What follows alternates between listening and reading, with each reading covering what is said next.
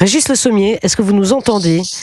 Vous êtes en direct de la ville. Je vous entends. Ah, Régis Le Sommier, on est ravis d'entendre votre voix sur Europe 1. Vous êtes en direct et c'est pour ça que la liaison n'est pas simple.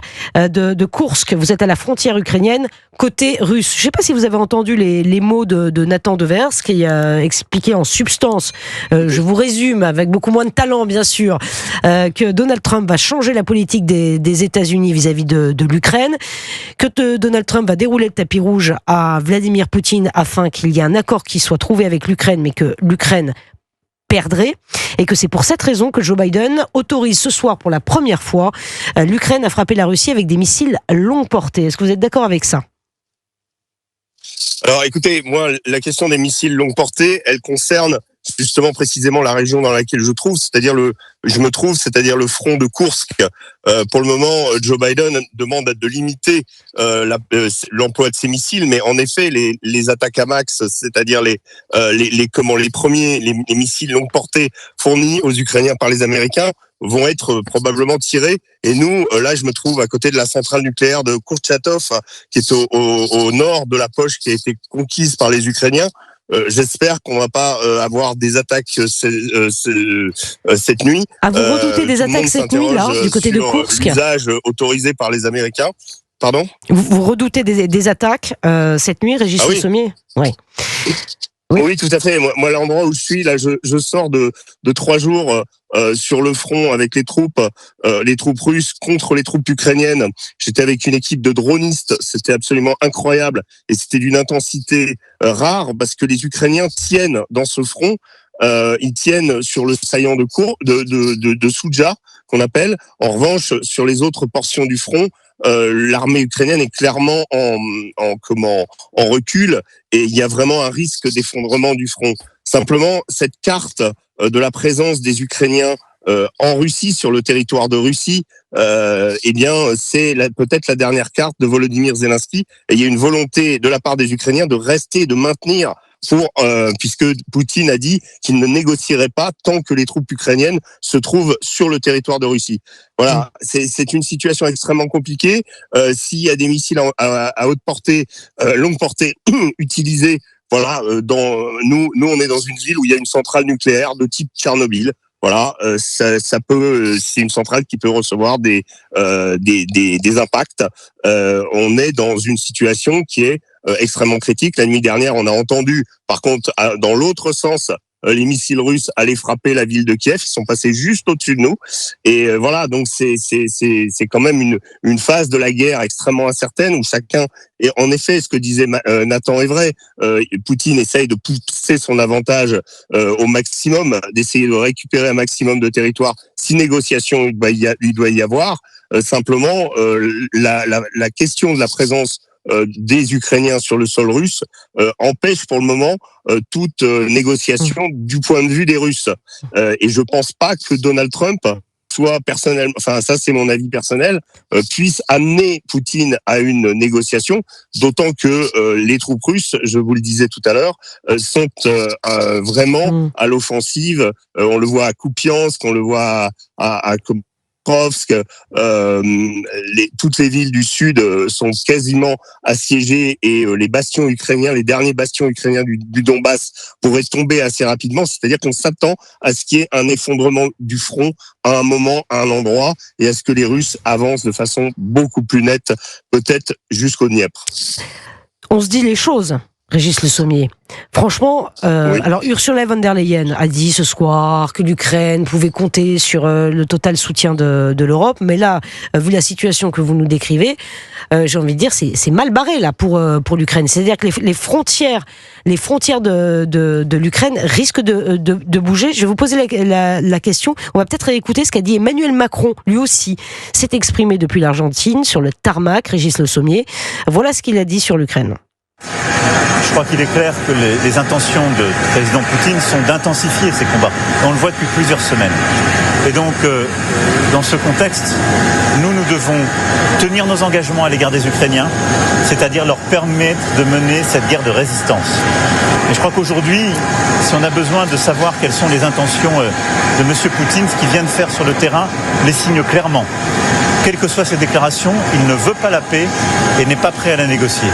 Et je crois que notre devoir à tous, c'est véritablement de pousser la Russie à cesser le combat pour négocier la paix selon des termes respectueux du droit international.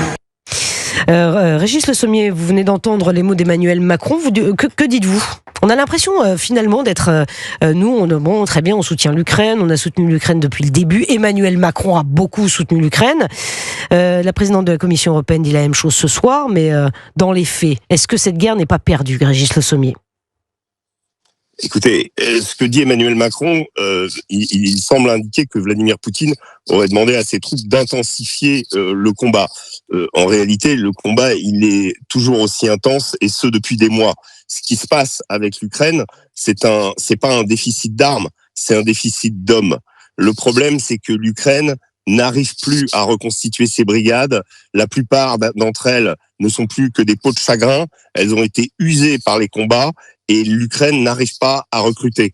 Et tant qu'il n'y a pas d'hommes, on peut avoir tout le matériel possible de l'Occident, toute l'aide. Si on n'a pas des hommes pour les envoyer dans des tranchées, parce que il s'agit d'une guerre type Seconde Guerre mondiale, c'est-à-dire des guerres auxquelles la France n'est plus habituée, type Seconde Guerre, voire Première Guerre mondiale, eh bien, avec un front extrêmement intense, qui est extrêmement demandeur, justement, de ce matériel humain.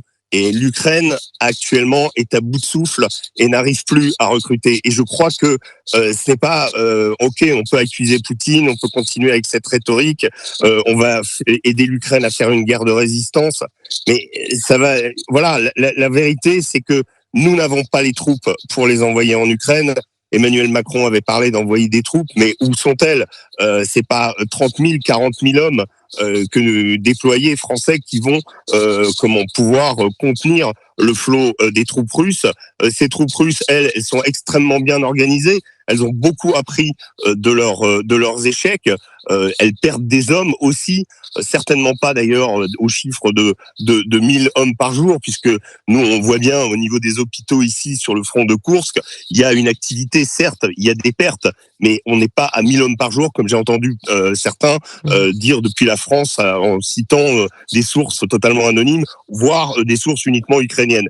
Mais si vous voulez, donc on arrive à un point de bascule dans cette guerre, parce que maintenir plus de 800 kilomètres de front comme le fait l'Ukraine, avec une possible offensive aussi dans le sud, à Zaporijia, où les Russes ont reconquis certains villages, donc il y a probablement 4 fronts, on va dire, entre Kupiansk à l'est de Kharkov, le Donbass, la zone dans laquelle je suis donc en Russie cette fois, du côté de Koursk, et le sud.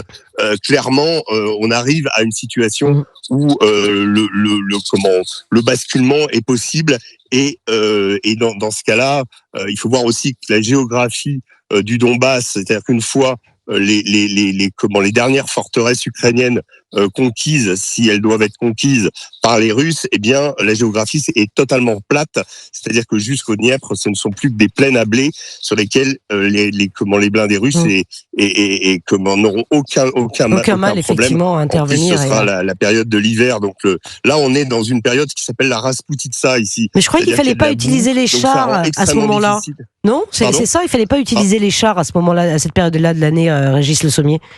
Alors, il faut pas utiliser les véhicules, ce qui est beaucoup plus difficile. Les chars, on peut les utiliser, encore que c'est compliqué, mais le problème, ce qu'il faut se rendre compte aussi, c'est que c'est une guerre où le drone a pris une importance considérable. Nous venons de passer 3 jours avec une équipe de dronistes.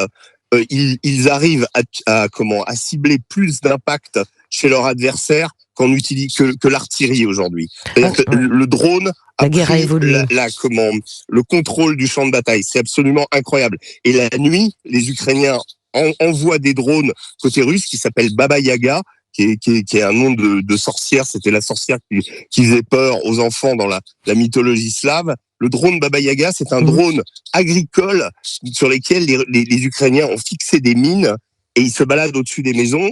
Dès qu'il y a des soldats dans les maisons, ils balancent la mine et ils oblitèrent complètement la maison. Donc il y a l'espace aérien est complètement saturé par les drones. Incroyable, des ce que vous nous racontez. Incroyable. Sur les routes avec des brouilleurs pour essayer d'éviter justement d'être percutés par ces drones.